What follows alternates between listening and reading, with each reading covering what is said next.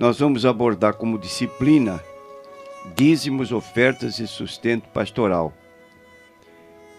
E é uma oportunidade muito boa para você aprender na Bíblia a respeito do dízimo, a contribuição voluntária. Dentro do Novo Testamento, você encontra o apóstolo Paulo falando na sua segunda carta aos Coríntios que a nossa contribuição deve ser feita dentro deste modo: cada um contribua segundo propôs no seu coração, não com tristeza ou por necessidade, porque Deus ama o que dá com alegria. Então, um requisito para o dízimo na Bíblia, no Novo Testamento, é dar dentro dessa disposição, não com tristeza ou por necessidade, porque Deus ama ao que dá com alegria. Então, o princípio que norteia a contribuição do dízimo é a espontaneidade, a voluntariedade, como aconteceu com Abraão antes da lei, 430 anos. Ele ofereceu o dízimo dos despojos, e o dízimo é para ser dado de tudo quanto se ganha. Então ele teve, vamos dizer, essa renda extra, que era o resultado, o que ele pegou dos inimigos como despojo. Ele agora, até nesse particular, não estava se esquecendo. E deu a Melquisedeque. E você encontra o registro de Gênesis 14, 18 a 20, no livro de Hebreus, capítulo 7, versículo 1 a 3. Um segundo princípio que rege o dízimo é o que está em 1 Coríntios 16, 2. No primeiro dia da semana, cada um de vós ponha de parte o que puder ajuntar, conforme a sua prosperidade. Então, a contribuição dentro do Novo Testamento deve ser metódica. Antigamente, o salário era pago semanalmente, hoje é pago mensalmente. Então, quando Paulo diz no primeiro dia da semana, nós hoje aplicamos no final de cada mês, quando recebemos o nosso salário, reservamos uma parte do salário, que é 10%, para o trabalho de Deus, metodicamente, ou seja, sempre estamos assim procedendo. E em terceiro lugar, ela é proporcional ao nosso ganho, conforme a sua prosperidade, significando que aquele que ganha mais dá um dízimo maior, e o que ganha menos dá o seu dízimo menor. Mas todos estamos dentro desses três requisitos. Primeiro, voluntariedade, espontaneidade. Segundo, metodicamente, mês a mês. E terceiro, proporcional ao nosso ganho. Então, a contribuição que fazemos para a igreja é feita neste propósito. Agora, nós sabemos que estamos cercados de, às vezes, líderes religiosos que abusam da contribuição que recebem para a igreja, fazem da tesouraria da igreja o seu próprio salário, como se fosse uma coisa e outra igual. O pastor recebe o seu salário, vive do seu salário, não mete a mão no dinheiro da igreja. Ele tem uma renda que é o seu salário. O que entra na igreja é da igreja. Depois que recebeu o seu salário, ele não pode mais pegar nada como se a tesouraria da igreja fosse de sua própria posse. Não vamos negar que não aconteça isso. Existe, e todos nós estamos bem a par. Mas o princípio bíblico deve ser estabelecido. Agora, um outro exemplo que tomamos ainda de espontaneidade no que concerne ao dízimo é o que aconteceu com o neto de Abraão. O neto de Abraão chamava-se Jacó.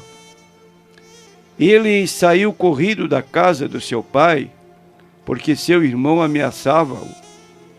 Ele chegou a um lugar em que se deitou para dormir, pegou uma pedra por travesseiro, só estava levando propriamente uma trouxinha de roupa, talvez de algum alimento, para chegar até a casa do seu tio Labão, para onde ele iria tentar emprego. E de noite, em sonho, ele teve uma visão, uma escada, e ele via os anjos subir e descer.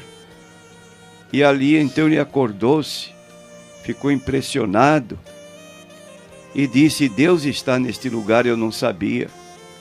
E ele fez um voto a Deus. Ele fez um voto. Olha de novo a espontaneidade. Se Deus for comigo e me guardar nesta viagem que faço, me der pão para comer, vestes para vestir, e eu em paz tornar a casa de meu pai, o Senhor será o meu Deus.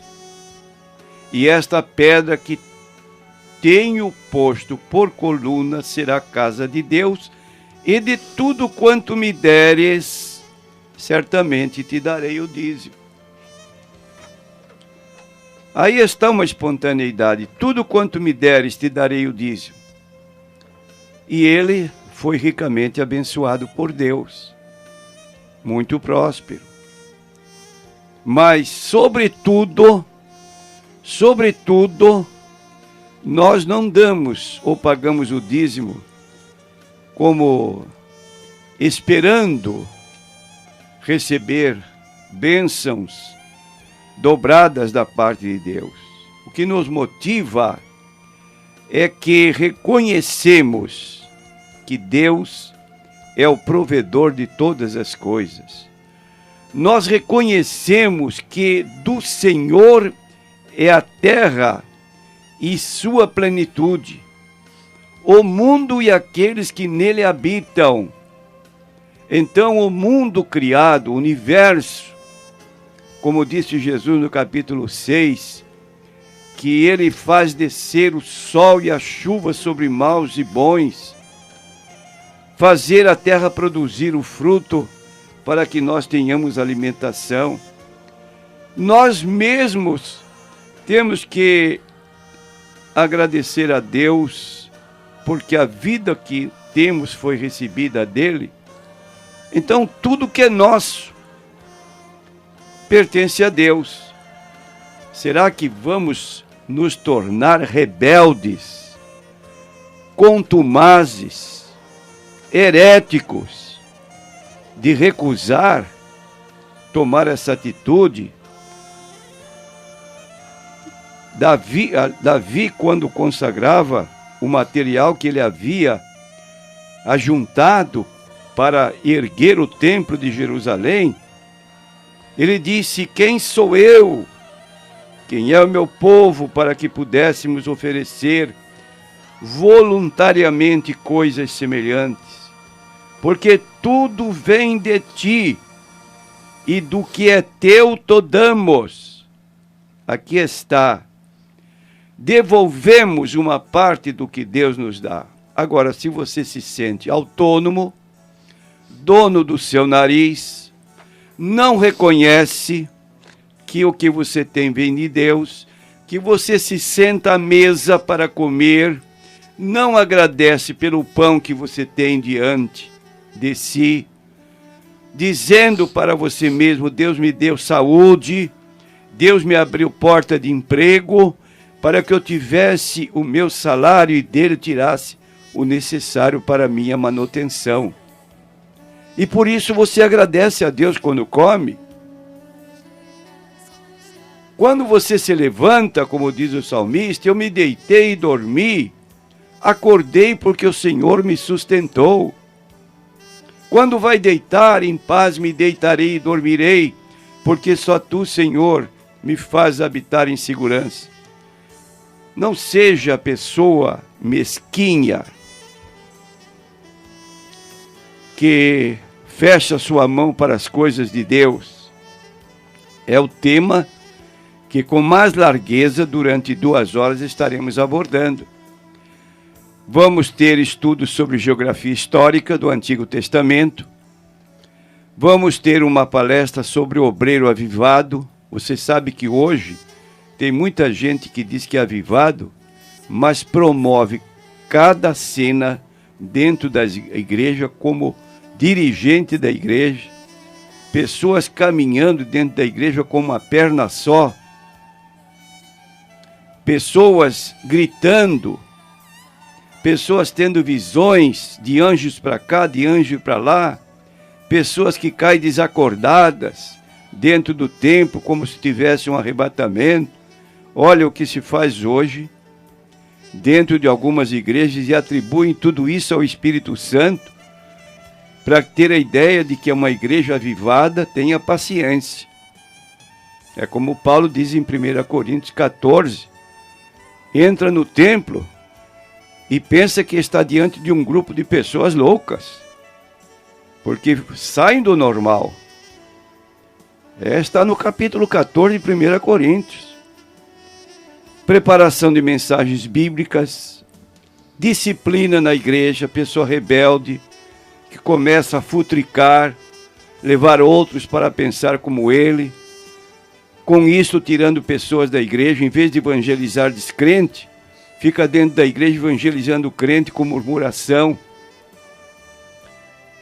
A igreja e sua responsabilidade social, o obreiro e a evangelização,